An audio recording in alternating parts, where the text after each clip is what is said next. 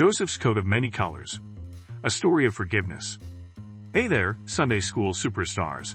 Get ready for a wild ride with Joseph, a guy who had a coat so awesome, it caused a whole heap of trouble.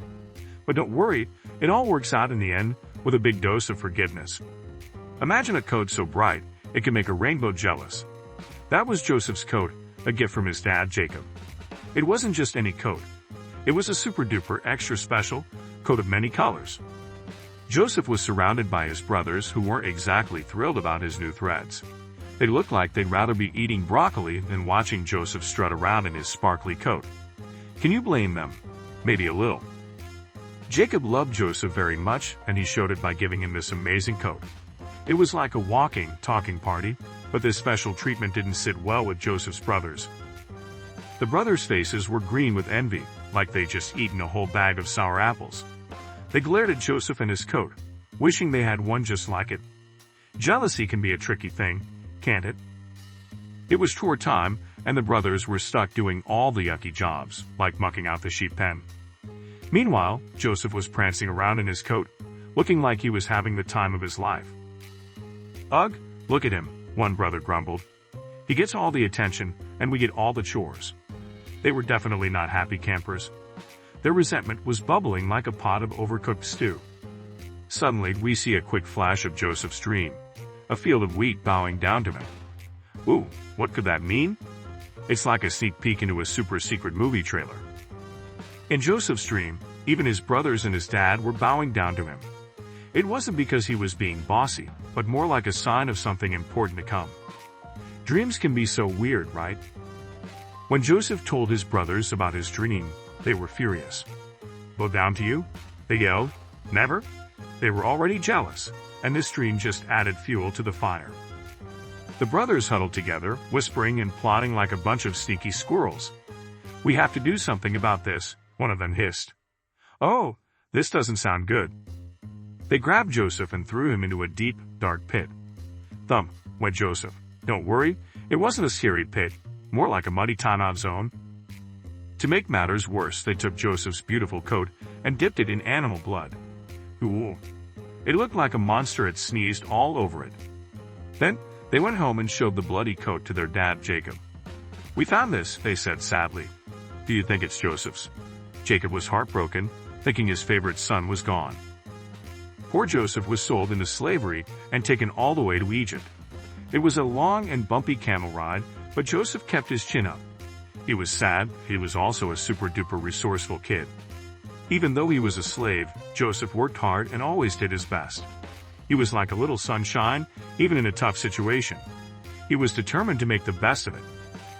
He worked in the house of a man named Potiphar, doing all sorts of jobs. He cleaned, he cooked, he even learned how to fold towels like a pro. Joseph was a superstar worker. But then, Potiphar's wife made up a lie about Joseph, and he ended up in jail. It wasn't fair at all.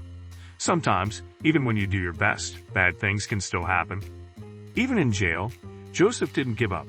He started helping the other prisoners by interpreting their dreams. He was like the jail's resident dream decoder. He helped the baker and the cupbearer, who had some pretty strange dreams. One day, Pharaoh, the king of Egypt, had some really weird nightmares. He was tossing and turning, dreaming of cows, skinny cows eating fat cows. What could it all mean? Nobody in Egypt could figure out what Pharaoh's dreams meant. They were all scratching their heads, totally stumped. It was like trying to solve a puzzle with missing pieces. Then, the cupbearer remembered Joseph. Hey, he said, there's a guy in jail who's really good at interpreting dreams. So they brought Joseph before Pharaoh. Joseph listened carefully to Pharaoh's dream and then explained it. The 7 fat cows mean 7 years of plenty, he said. And the 7 skinny cows mean 7 years of famine. Pharaoh was amazed. He knew Joseph was telling the truth. So he made Joseph the ruler of all of Egypt. Can you believe it? From jail to ruler. Talk about a promotion. Suddenly, Joseph was wearing fancy Egyptian clothes and riding in a chariot. He looked like a totally different person. It was like a real-life makeover montage. During the 7 years of plenty, Joseph wisely stored up all the extra grain. He was like a super smart squirrel, saving nuts for the winter. He knew the famine was coming, and he was ready. When the famine hit, people from all over came to Egypt to buy food. And guess who showed up? Joseph's brothers. They didn't even recognize him in his fancy Egyptian clothes. The brothers bowed down to Joseph, just like in his dream. They had no idea who he really was.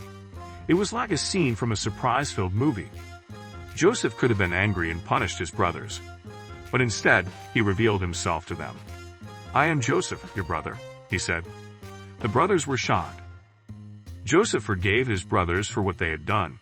He understood that even though they made a mistake, good could still come from it. He was like a super forgiver. The whole family was reunited, and they lived happily ever after in Egypt. It's a story about forgiveness, second chances, and how even the worst situations can turn into something amazing. Remember, even when things seem tough, there's always hope for a happy ending. So, what did we learn today, Sunday School heroes? We learned that jealousy can lead to bad choices, but forgiveness can heal even the deepest wounds. And sometimes, a colorful coat can change your life. Now, here's your super-duper Sunday School challenge. This week, try to forgive someone who has hurt you, just like Joseph forgave his brothers. And remember, even if you don't have a Technicolor dream coat, you can still be a superstar of kindness and forgiveness.